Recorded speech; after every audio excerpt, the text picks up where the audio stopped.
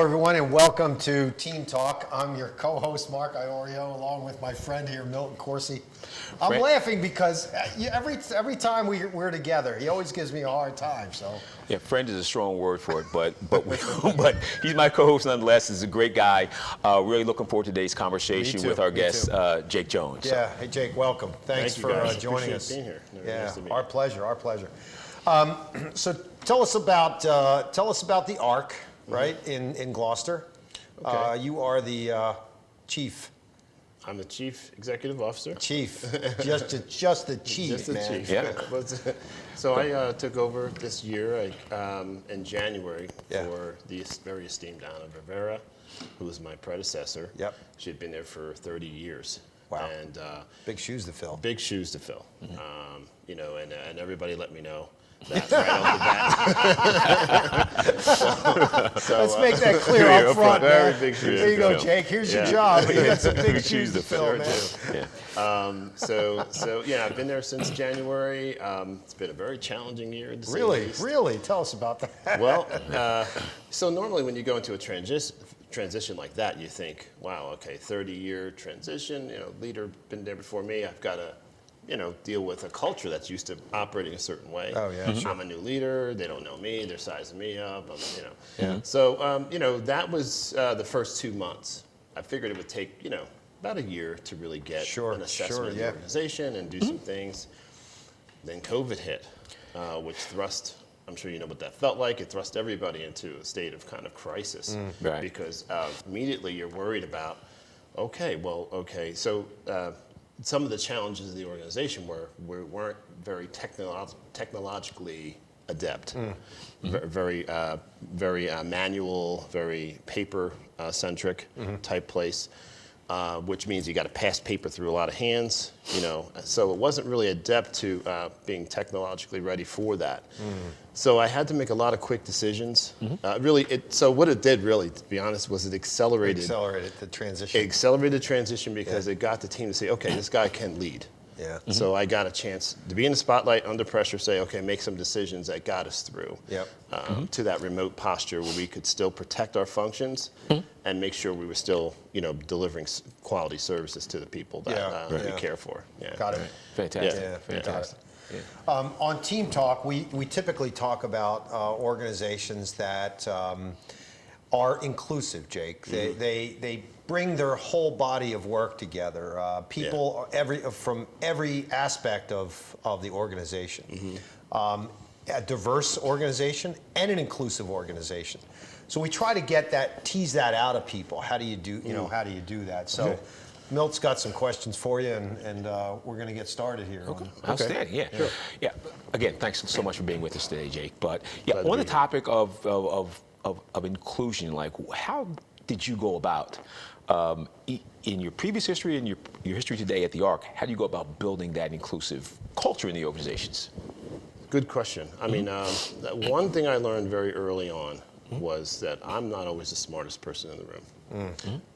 And also that I have flaws and I can't see everything from a 360 parameter, So I learned pretty quickly that collaboration was a good way to survive. Oh, yeah. And I learned early on to see the benefit exponentially of synergizing talents and not being threatened by that. I think that's the first step is that's you have enough humility to be to see yourself in that way, to understand that you need that help, that you benefit from it, and there's something to gain. I've always been a person that likes to develop and get better, and look at myself introspectively.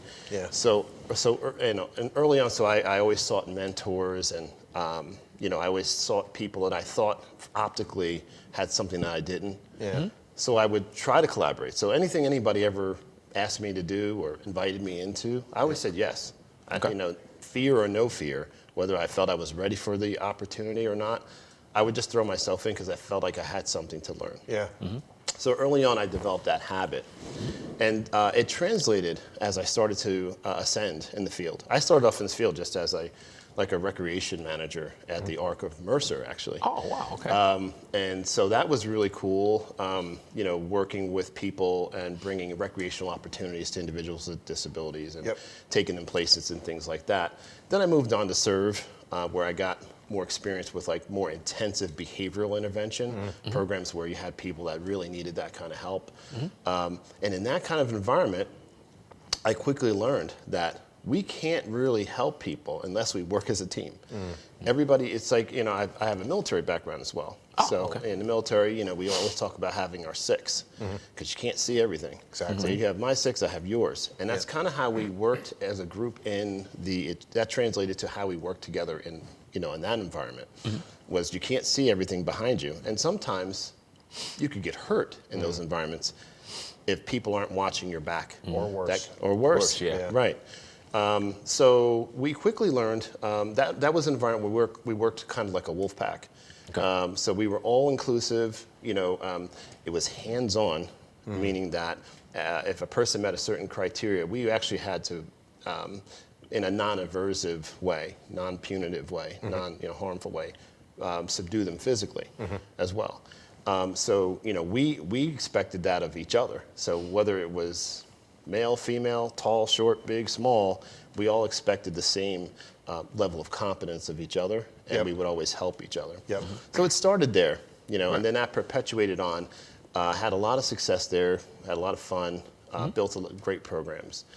And then that translated on to, you know, later years, I actually became a trainer, a master trainer of crisis management. So I train other organizations on this same principle of verbal intervention and the non-aversive techniques for subduing people that meet a criteria. Right.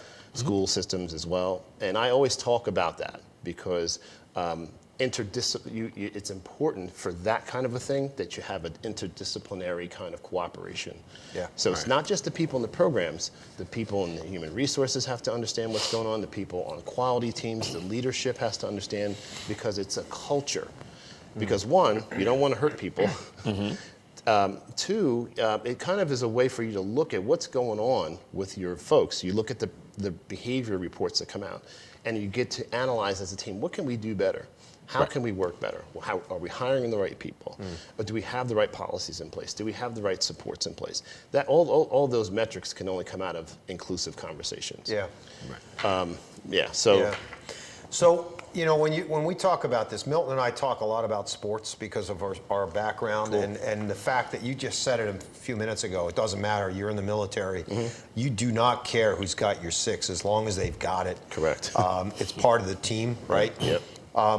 But in terms of running as a CEO of the ARC in Gloucester, Jake, why is it so important to have a diverse and inclusive organization there in terms of solving issues that crop up every day, right? It's a little different than the military, a little different than sports. Sure. But in the business world or in the nonprofit world, it's got a little bit of a different connotation. Talk about that for a minute. Sure. I mean, in our particular situation, we are very decentralized.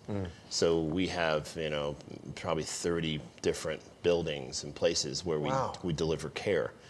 So it's very, very important for us to, and different for different reasons. So you have different homes that we take care of, different vocational settings, and et cetera.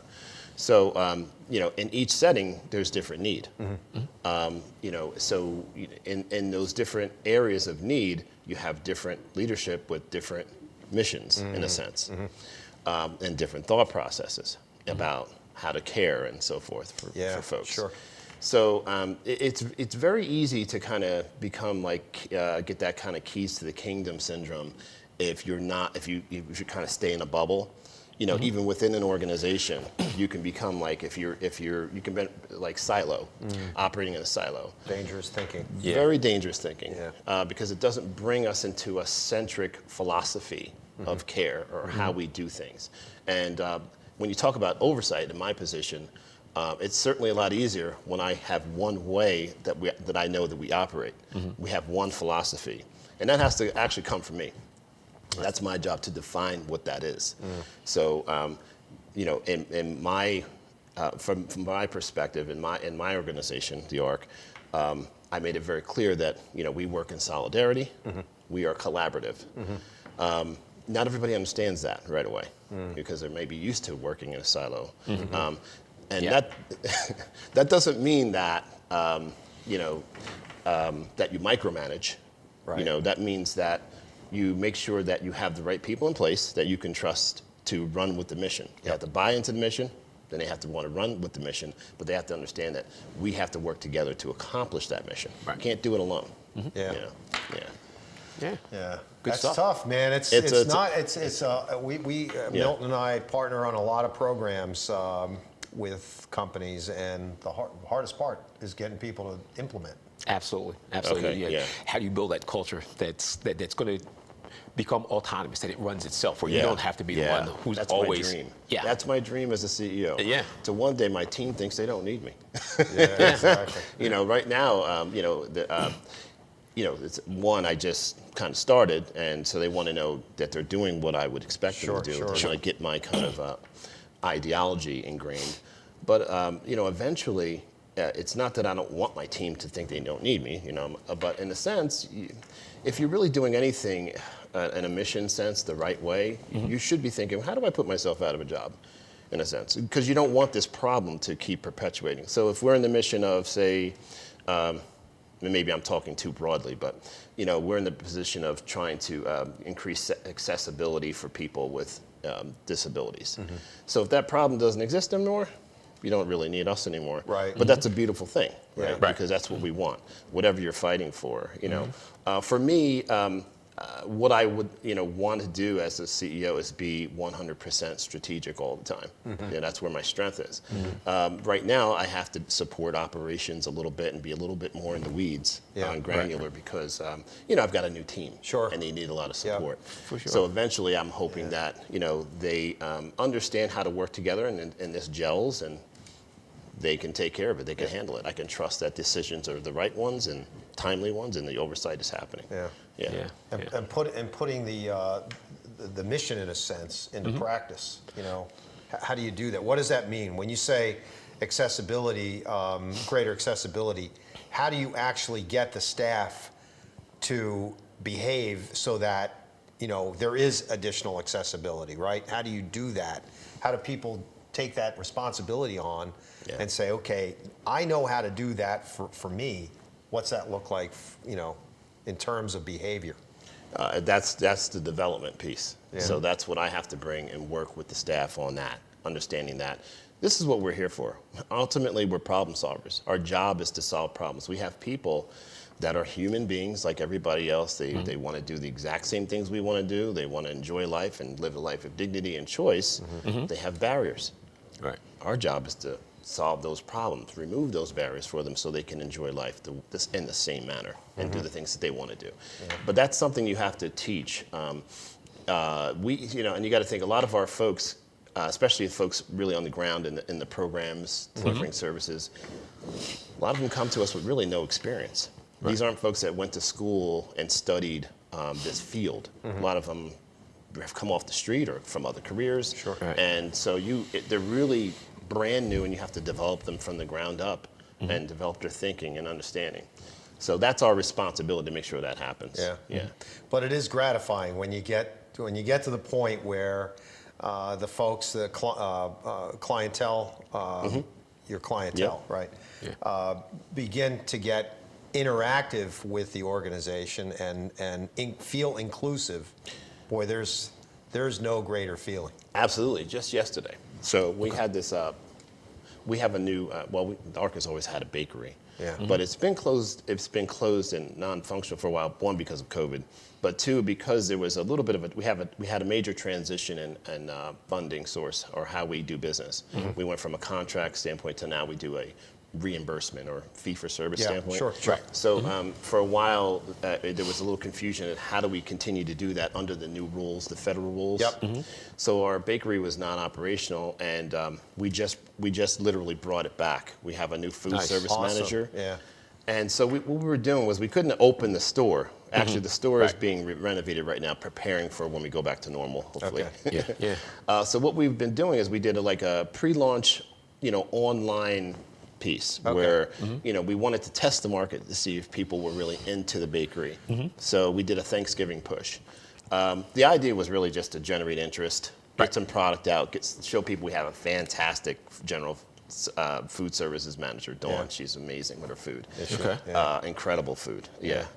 So we wanted to get that out to people. But then yesterday, I go in to see how it's going. I walk in, and poor Dawn is standing there with a pile of pies and cakes and all this stuff that she made. But they have been working so hard because our pre-launch went so well, way above expectations. Beautiful. That they were working till 2 o'clock in the morning every day because it was just 2 of them. Wow. Oh my goodness. So she sent the other person home, and she said, "Oh, I'm going to knock this out myself." And I stood there. I'm like, "Dawn, you can't do You all can't this." do it Yeah, yourself. you got the cakes, you got the pies, you're still making stuff. She's standing there making quiches, and there's a million boxes. Yeah, we're gonna have to take a Yeah, quick break. sure, No, it's fine. Okay. We'll talk about this right after the commercial break, Jake. right. We'll be right back after a message from our sponsors with more Jake Jones from ARC of Gloucester. Why buy local? When you shop with local businesses, you're spending your money on more than just the item you're buying. You're adding a building block to your neighborhood. It starts with a single purchase, maybe a cup of coffee, groceries from a local co-op, or even a shiny new bicycle from one of the nearly 28 million small businesses nationwide. Your money doesn't stay in the till for long though. Local business owners use the money to create a lot of economic activity in your neighborhood, like buying from suppliers, many of whom are also local businesses. Paying taxes to the city, which builds and maintains the infrastructure we all rely on. Employing local workers, contributing to 65% of the net new jobs each year. Add this all together and you've got a recipe for a happier, healthier, more connected neighborhood. Now that's an investment worth making.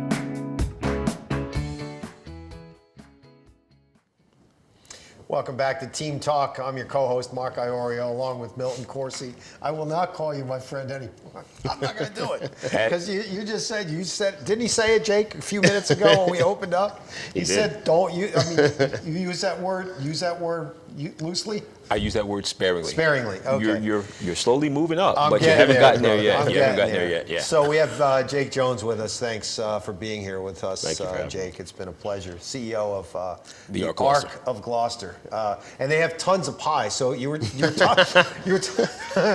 talking about this story before the commercial break. Continue on. Sort of an interesting story. So I went down to see how things are going with this bakery push that we had for Thanksgiving. Yeah. See Dawn there. She's got more than she can handle. Right. And she's bravely trying to put on a brave face. I'm going to get this done, Jake. I'm not going to disappoint. We got this.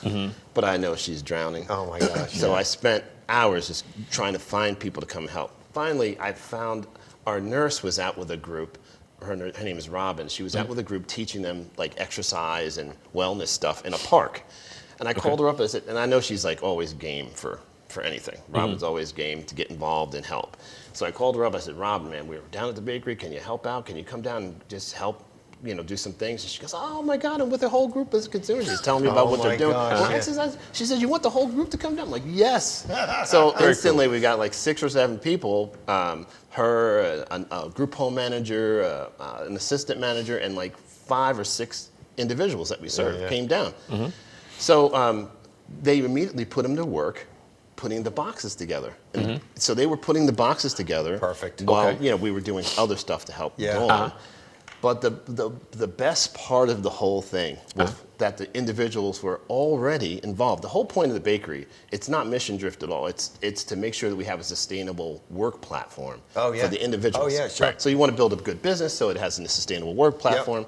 But we didn't expect in pre-launch to be able to already insert the individuals. Wow, that's cool. So the individuals I was out there actually teaching them how to put the boxes together. And they were flying through the boxes. It was beautiful. So I took pictures, sent them to the board president. He's flipping. He's that's cool. Very ecstatic. Cool. It was a great experience. Yeah, That is so fantastic. But that was inclusivity. We needed help, and not only did our staff come through, but our individuals were like critical to our success yesterday. And man, I'll tell you, in that business, Jake, if you think for 1 second that someone is incapable or not able to do something, watch them do it. I told you, You shouldn't be in the business if you think that. Yeah, exactly. Well, that's true. You're right about Yeah. that. But as a member of our Rotary Club, Steve Cook, who is the executive director of the ARC Mercer, is a member of our club. So occasionally, before COVID, we would go to the Arc Mercer and have lunch there. Now, our club is 45, 50 people. Yep. So we show up there, and the food it's amazing. I'm very It's familiar amazing. with that place. Yeah. I'd go there He's every always day had a for great, lunch. He's man. always had a great food Yeah, service. it's a plan. great Yeah. restaurant. Very, very cool stuff. Yeah. Very cool stuff. Very good food. Yeah, Jake, so you've kind of touched on your individuals, the community that you serve, and all that kind of good stuff. I'd like to ask you right now if you would share with our audience and tell us a little bit how the Arc Gloucester serves those people. How do they help your client? How do you guys help your clients achieve their goals? So tell us a little bit about that. Okay, so every client, well, we start with, every client is different. Right. They come to us with different needs, and so our job is to assess their need and then make sure that we put the right supports around them. That's first. What kind of setting are they going to thrive into? Are they highly medical, or are they more independent? Maybe they need an apartment that they live in by themselves with some supervision versus a group home where you have more intensive supervision. So that's the living part, Right. And we staff it appropriately for that. And then secondarily, during the day, what are they based on their annual service plans, what they call them ISPs. Okay. It's an annual plan that they put together with a group. It's an interdisciplinary effort, and the individual actually dictates what goals they want to accomplish in that year. Okay. So it's sort of like you have your marching orders. This is what you have to do as an organization. To help this person move forward. So that's and so during the day is where we concentrate on that, where they go to the vocational training centers. We have 5 of them, plus we have several businesses as well. Yeah. So each person is put in a place where they have chosen that they want to, participate for whatever reason. It could be recreational, it could be volunteer experience, vocational training, training towards hopefully more independence. Right. In this day and age, we've also added virtual because of COVID. Yeah. Our day programs actually were shut down. All congregate settings were closed down. So we had to go to, like everybody else, Zoom programs and things like that for virtuality. Also, I'm actually I'm a co-inventor of a platform that I've been working on for 2 years with a partner. And cool. it's a social media platform. Basically, it's like, if you look at Facebook, this is like there was obviously a need for a private network for individuals that we serve for reasons of vulnerability. Confidentiality. Excellent, yes. Yeah. Confidentiality, vulnerability to predators, bias, things like that. And the other part is a lot of our guys go on these, mainstream sites, inclusive sites, trying to make sustainable connections with people, and they misstep. And unfortunately, when you misstep on a public site like that, it's punitive. Yeah. People attack you, they embarrass you, they expel you. And this was happening a lot in our population. So I saw that there was a need for a private network where they can be more experimental with conversation. Because a lot of our guys have skill deficits. Right. Like all conversations about, okay, inclusivity. Let's get everybody inclusive and push them out there, but they don't have the skills, the social skills. So this is a platform where they get to learn the social skills. We get to leverage our staff as interventionists and mentors to help them with these issues. And they can make mistakes. We can also export the data from the intervention to help establish services. That's cool. Wow. Yeah. So we're hoping to one day make a play for Medicaid billable piece. Wow. Okay. So it's something we're working on now. And COVID actually, because it exacerbated feelings of isolation for our individuals staying home, it kind of forced us to implement this faster. Cool. Yeah. So that's been pretty really cool, Jake. Yeah. That's So neat. It's interesting. There's always silver linings, and even in COVID, there's silver linings. So that's really, really cool. I love that idea. I'd like to ask you, because Jake, it's obvious that you're passionate about this, right? That this is something that you love. Like, if you could share with our audience, like, where does that come from? Like, what motivates you? What drives you to be to do the work that you do? I think I was, I was a person that could have done a lot of different things. I'm musically, I came up in music. I was a professional musician for most of my life. Really? Oh, wow. Went in the military. I've done a lot of different things. I've always athletic as a young person. Had those options. Yep. I've had a lot of options. Yeah. For whatever reason. And sometimes when you're young and you have a lot of options, you don't know which one you want to do, and you're kind of confused, and you don't know which way to go. The one thing that was always consistent with me was I was always inspired by humility in my life, and it's always led me to things that or where I can help other people, animals, people. You name anybody vulnerable that needs help. I'm generally there supporting, those efforts. Very cool. So I started off at a very young age, working with senior citizens in long-term care facilities. That was like my first job. Wow. Real eye-opening for a young kid. Wow. Yeah. It Going is. in, taking care of adults and cleaning them and all that kind of stuff. And Wow. so that kind of started it off. I wasn't sure what I wanted to do. I was playing, I was still a musician at the time. Sure. Having fun and Yeah. enjoying that world. Then, had a relationship, fell in love. Then, that kind of changes your outlook on, you want something more solid. So I went in the military for a while. What branch were you in? Army. Army, Yeah, military intelligence. Active? I went active, then reserve. Yeah. Okay. Thank Did you that for your service. Thank Yeah, you. yeah. You're welcome. I did that for 10 years. Wow. Okay.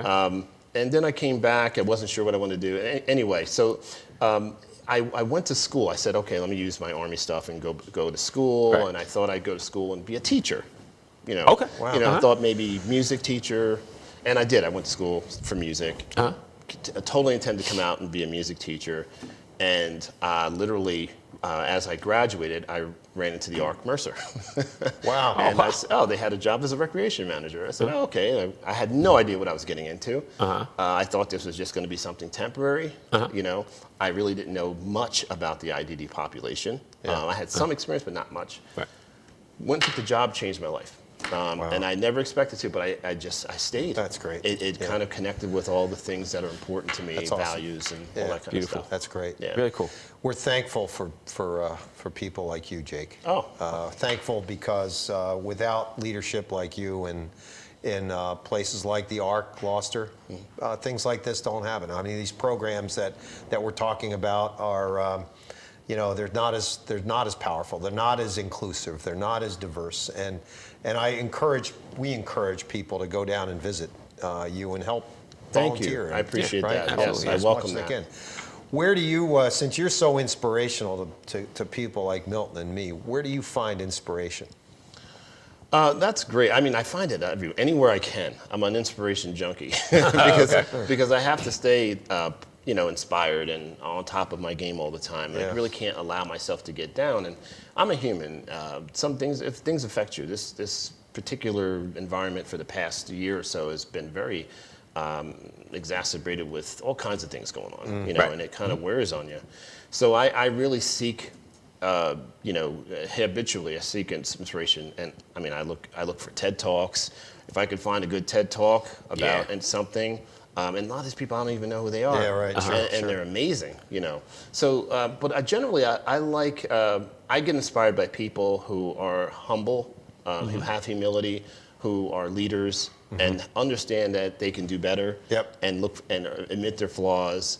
And look and seek ways to get better. That inspires me. Got it. I always try to do that. I always can be better. Thanks for joining us. Fantastic. It was Yeah. awesome. Oh, Wonderful. thank you. I enjoyed this. Just one last thing, Jake, Yeah. if you wouldn't mind, just share with our audience if they want to help the ARC Gloucester, if they want to support the ARC Gloucester, how can they get in touch with you guys? Oh, okay. Well, they can call our main number, which is 856-848-8648. And you can you can ask for me, you can ask for any of our ARC staff, and they will help you donate. We love donations of any kind. But we appreciate it. If you can donate PPE equipment or funds or anything like that, we really appreciate it. Thanks, Jake. Fantastic. All right. Great to have you. Thank Thanks you so guys. much. Appreciate Real it. pleasure. Pleasure. Yep. Great job. Great interview. All right, ladies and gentlemen, that's a wrap for Team Talk. Have a wonderful Thanksgiving. Milton and I will see you next time. Take care, everyone. Happy Thanksgiving. Happy Enjoy. Thanksgiving. All right. Yeah. Take Thanks. care.